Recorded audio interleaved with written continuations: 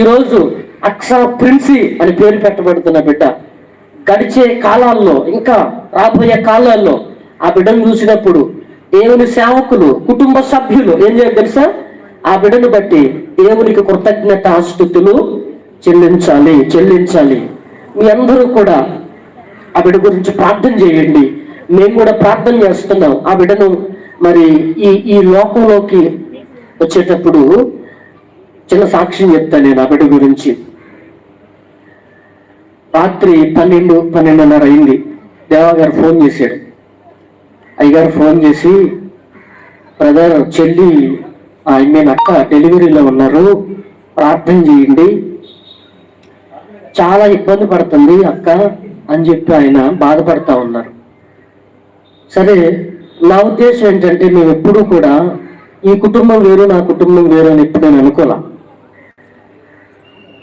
మనందరం ఒకటే ప్రభువులో.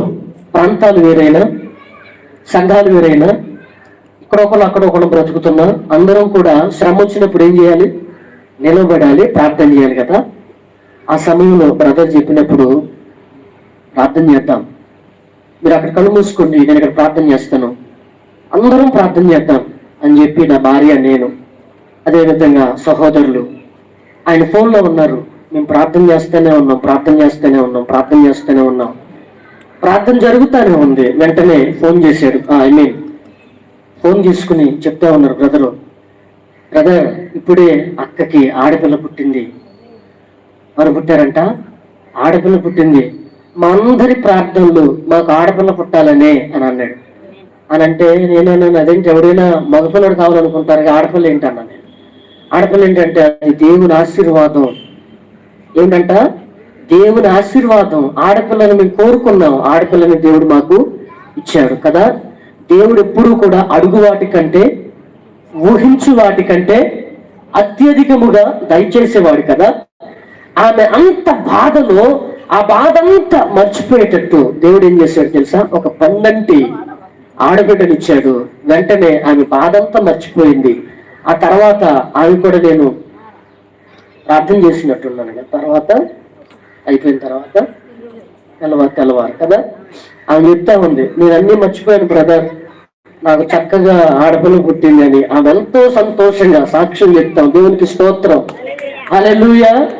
దేవుడు గొప్ప కార్యాలు చేసేవాడు కదా. చూడండి, ఎంతో మందికి బిడ్డలు లేరు, ఎంతో మంది బిడ్డలు లేక ఏడుస్తున్నారు. ఎంతో మంది ధనవంతులు అయ్యండి,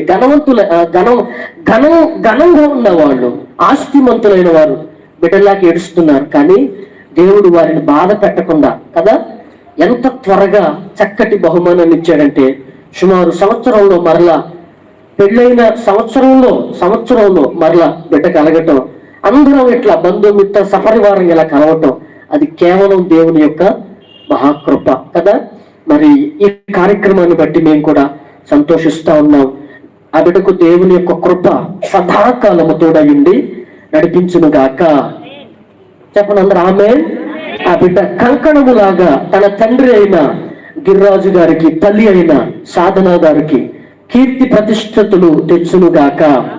ఈ కుటుంబానికి ఆ బిడ్డ ఘనమైనటువంటి బిడ్డగా ఉండును గాక, స్థిరమైన బిడ్డగా ఉండును గాక. ఆ బిడ్డ దేశ విదేశాలు వెళ్ళి చదువుకుని ఉద్యోగం చేయును గాక. ఆమేన్, ఆమేన్. ప్రార్థన